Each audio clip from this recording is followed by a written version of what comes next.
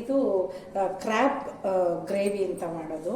ಈ ಕ್ರ್ಯಾಬ್ ಏಡಿಕಾಯಿ ಅಂತ ನಾವೇನು ಹೇಳ್ತೀವಿ, ಇದು ಕೋಲ್ಡ್ಗೆ ತುಂಬ ಒಳ್ಳೆ ಔಷಧಿ.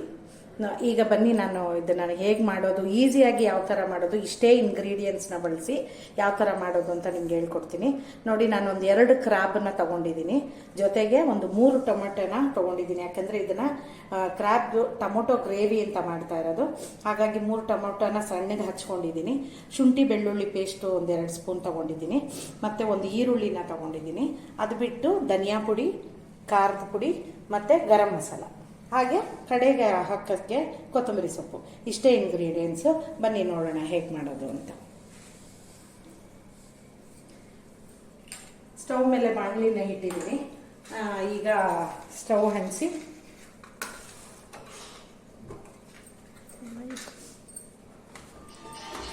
ಎಣ್ಣೆ ಹಾಕಬೇಕು.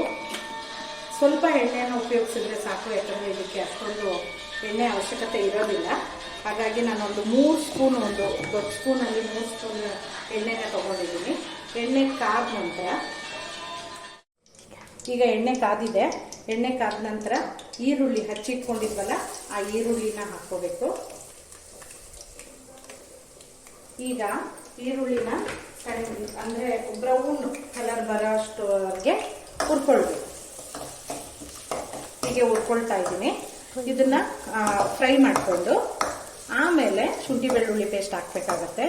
ನೋಡಿ, ಇದು ಏಡಿಕಾಯಿ ಬಾಣಂತಿಯರಿಗೆ ತುಂಬ ಉಪಯುಕ್ತವಾದದ್ದು. ಈ ಸನ್ನಿ ಎಲ್ಲ ಆಗುತ್ತೆ ಅಂತ ಹೇಳ್ತಾರಲ್ಲ.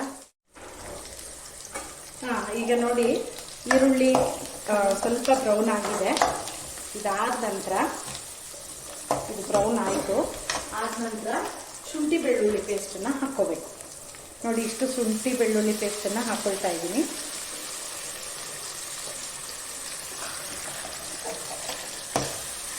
ಈ ಶುಂಠಿ ಬೆಳ್ಳುಳ್ಳಿ ಪೇಸ್ಟು ಹಸಿ ಸ್ಮೆಲ್ ಹೋಗೋವರೆಗೂ ಚೆನ್ನಾಗಿ ಹೀಗೆ ಎಣ್ಣೆಯಲ್ಲಿ ಹುರ್ಕೋಬೇಕು. ಹುರಿದ್ಬಿಟ್ಟು ಹೀಗೆ ಹುರ್ಕೊಂಡು, ಇದು ಚೆನ್ನಾಗಿ ಎಣ್ಣೆ ಬಿಟ್ಕೊಳ್ಳೋ ರೀತಿ ಹುರ್ಕೊಂಡ್ಮೇಲೆ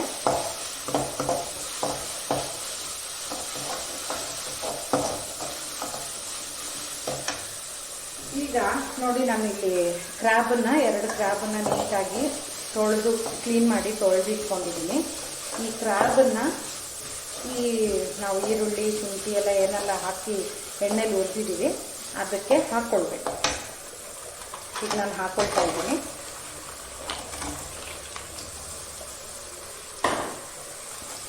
ಇದನ್ನೂ ಸಹ ಈಗ ಈ ಈರುಳ್ಳಿ ಶುಂಠಿ ಬೆಳ್ಳುಳ್ಳಿ ಪೇಸ್ಟು ಅದೆಲ್ಲ ಚೆನ್ನಾಗಿ ಇದಕ್ಕೆ ಅಂಟ್ಕೊಳ್ಳೋ ರೀತಿ, ಅಂದರೆ ಟೇಸ್ಟ್ ಇದಕ್ಕೆ ಅಂಟ್ಕೊಳ್ಳೋ ರೀತಿ ಹುರ್ಕೊಳ್ಬೇಕು.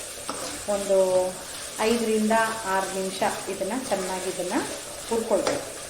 ನೋಡಿ, ಇದು ಕ್ರ್ಯಾಬ್ ನಾನು ಆವಾಗಲೇ ಹೇಳಿದೆ ನಿಮಗೆ, ಬಾಣಂತಿಯರಿಗೆ ತುಂಬ ಒಳ್ಳೆ ಔಷಧಿ ಇದೆ. ಬಾಣಂತಿಯರಿಗೆ ಸನ್ನಿ ಆಗುತ್ತೆ ಅದು ಇದು ಅಂತ ಹೇಳ್ತಾ ಇರ್ತಾರಲ್ವ, ಕಫ ಕಟ್ಟೋದು ಎದೆಯಲ್ಲಿ ಆ ಥರ ಎಲ್ಲ ಇದ್ದಾಗ ಇದ್ರದ್ದು ರಸ ಕೂಡ ಮಾಡ್ತಾರೆ. ಆ ರಸ ಮಾಡೋದು ನಾನು ಇನ್ನೊಂದು ವಿಡಿಯೋಲಿ ನಿಮಗೆ ತೋರಿಸ್ಕೊಡ್ತೀನಿ, ಹೇಗೆ ವಿಡಿಯೋಲಿ ಮಾಡಬೇಕು ಅಂತ ಹೇಳಿ. ಇದು ಈ ರೀತಿಯೂ ಮಾಡಿ ನೀವು ಬಾಣಂತಿಯರಿಗೆ ಕೊಡ್ಬೋದು. ಇದು ಬಿಸಿ ಅವ್ರು ತಿಂತಾನೆ ಈ ತಲೆಯಲ್ಲಿ ನೀರು ತುಂಬ್ಕೊಂಡಿರುತ್ತೆ, ಅದೆಲ್ಲ ಹೇಳ್ತಾರಲ್ವ, ಆ ಸೈನಸ್ಸು ಅದೆಲ್ಲ, ಅದಕ್ಕೆಲ್ಲ ಇದು ತುಂಬ ಉಪಯುಕ್ತವಾದದ್ದು, ಔಷಧಿ ಗುಣವುಳ್ಳಂಥದ್ದು ಇದು. ಹೀಗೆ ಚೆನ್ನಾಗಿ ಹುರ್ಕೊಂಡಿದ್ದೀನಿ. ಈಗ ಹುರ್ಕೊಂಡ್ಮೇಲೆ ಇದಕ್ಕೆ ಸ್ವಲ್ಪ ಉಪ್ಪನ್ನು ಮಿಕ್ಸ್ ಮಾಡ್ಕೋಬೇಕು. ಉಪ್ಪನ್ನು ಹಾಕಿದ್ದೀನಿ. ಅರಿಶಿನೂ ಒಂದು ಸ್ಪೂನು, ಏನು ರುಚಿಗೆ ತಕ್ಕಂತೆ ಉಪ್ಪು ಹಾಕ್ಕೊಳ್ಳಿ. ಅರಿಶಿನ ನಾನು ಶುಂಠಿ ಬೆಳ್ಳುಳ್ಳಿ ಪೇಸ್ಟು ರುಬ್ಕೊಳ್ತೀನಲ್ಲ, ಆವಾಗಲೇ ಅರಿಶಿನ ಕೂಡ ಇದ್ರ ಜೊತೆಗೆ ಹಾಕ್ಕೊಂಡ್ಬಿಡ್ತೀನಿ. ಹಾಗಾಗಿ ನಾನು ಮತ್ತೆ ಇಲ್ಲಿ ಅರಿಶಿನ ಹಾಕಿಲ್ಲ. ನೀವು ಬರೀ ಶುಂಠಿ ಬೆಳ್ಳುಳ್ಳಿ ಪೇಸ್ಟ್ ಹಾಕೋದಾದರೆ ನೀವು ಅರಿಶಿನ ಬೇಕಾದರೆ ಹಾಕ್ಕೊಳ್ಬೋದು. ಇದನ್ನು ಈಗ ಎಲ್ಲ ಹಾಕಿ ಒಂದು ಸಿಮ್ಮಲ್ಲಿ, ಅಂದರೆ ಕಡಿಮೆ ಉರಿಯಲ್ಲಿ ಇದನ್ನು ಸ್ವಲ್ಪ ಬೇಯೋದಕ್ಕೆ ಬಿಟ್ಬಿಡಿ. ನೋಡಿ, ಇದು ಚೆನ್ನಾಗಿ ಹುರ್ಕೊಂಡು ಎಣ್ಣೆ ಬಿಟ್ಕೊಂಡಿದೆ. ಈಗ ಏನು ಮಾಡಬೇಕು ಅಂದರೆ ಟೊಮೊಟೊ ಹಾಕ್ಕೋಬೇಕು. ಟೊಮೊಟೊನ ಇದಕ್ಕೆ ಸಣ್ಣಗೆ ಹಚ್ಚಿಟ್ಕೊಂಡಂಥ ಟೊಮೊಟೊನ ಹಾಕ್ತಾಯಿದ್ದೀನಿ. ಇದ್ರ ಜೊತೆಗೆ ನೀವು ಕೊತ್ತಂಬರಿ ಸೊಪ್ಪನ್ನ ಕೂಡ ಹಾಕ್ಕೋಬೋದು. ಆವಾಗ ಆ ಕೊತ್ತಂಬರಿ ಸೊಪ್ಪಲ್ಲಿರುವಂತಹ ಸ್ಮೆಲ್ ಏನಿದೆ ಅದು ಚೆನ್ನಾಗಿ ಇದಕ್ಕೆ ಅಂಟ್ಕೊಳ್ಳುತ್ತೆ. ಹಾಗಾಗಿ ಈಗ ನಾನು ಟೊಮೆಟೊ ಮತ್ತು ಕೊತ್ತಂಬರಿ ಸೊಪ್ಪು ಎರಡನ್ನೂ ಇದಕ್ಕೆ ಹಾಕಿ ಬೇಯಕ್ಕೆ ಬಿಡ್ತೀನಿ. ಮತ್ತೆ ಇದನ್ನು ಬೇಯೋದಕ್ಕೆ ಬಿಡಬೇಕು. ಇದನ್ನು ಸಿಮ್ಮಲ್ಲೇ ಬೇಯಿಸಿ, ಈ ಟೊಮೊಟೊ ಎಲ್ಲ ಸಣ್ಣಗೆ ಹಚ್ಚಾಕಿರೋದ್ರಿಂದ ಬೇಗ ಬೆಂದ್ಕೊಳ್ಳುತ್ತೆ. ಬೇಕಾದರೆ ನೀವು ಇದನ್ನು ಟೊಮೊಟೊನ ಗ್ರೈಂಡ್ ಮಾಡಿ ಕೂಡ ಅದ್ರದ್ದು ಪಲ್ಪನ್ನು ಹಾಕ್ಬೋದು. ಬಟ್ ನೀವು ಕಟ್ ಮಾಡಿ ಹಾಕೋದಕ್ಕೆ ಕೊಡೋ ಟೇಸ್ಟು ಅದು ಕೊಡೋಲ್ಲ. ಹಾಗಾಗಿ ಹಿಂಗೆ ಕಟ್ ಮಾಡೇ ಹಾಕಿ ಹೀಗೆ ಇದನ್ನು ಬೇಯಕ್ಕೆ ಬಿಟ್ಬಿಡೋಣ. ಇದಕ್ಕೊಂದು ತಟ್ಟೆ ಮುಚ್ಚಿಟ್ಬಿಟ್ಟು ಇದು ಬೇಯೋದಕ್ಕೆ ಒಂದು ಆ ಟೊಮೊಟೊ ಎಲ್ಲ ಚೆನ್ನಾಗಿ ಬೇಯೋವರೆಗೂ ಬಿಟ್ಬಿಡೋಣ. ಅದಾದಮೇಲೆ ನೆಕ್ಸ್ಟು ಬೇರೆ ಇಂಗ್ರೀಡಿಯೆಂಟ್ಸ್ನ ಇದಕ್ಕೆ ಬೆರೆಸಬೇಕಾಗತ್ತೆ. ನೋಡಿ, ಈಗ ಇದು ಟೊಮೊಟೊ ಚೆನ್ನಾಗಿ ಬೆಂದಿದೆ. ನೀವು ನೋಡ್ಬೋದು, ಇಲ್ಲಿ ಟೊಮೊಟೊ ಇಲ್ಲಿ ಚೆನ್ನಾಗಿ ಬೆಂದು ಗ್ರೇವಿ ಥರ ಆಗಿದೆ ಆಯಿತಾ. ಈಗೇನು ಮಾಡಬೇಕು ಅಂದರೆ, ನಿಮಗೆ ಎಷ್ಟು ಖಾರ ಬೇಕೋ, ನಾನಿಲ್ಲಿ ಒಂದು ಚಿಕ್ಕ ಸ್ಪೂನಷ್ಟು ಖಾರದ ಪುಡಿನ ಹಾಕ್ತೀನಿ. ಹಾಗೆ 1 ಸ್ಪೂನಷ್ಟು ಗರಂ ಮಸಾಲನ ಕೂಡ ಹಾಕ್ತೀನಿ. ಈ ಗರಂ ಮಸಾಲ ನಾವು ಮನೆಯಲ್ಲೇ ಮಾಡಿರುವಂಥದ್ದು.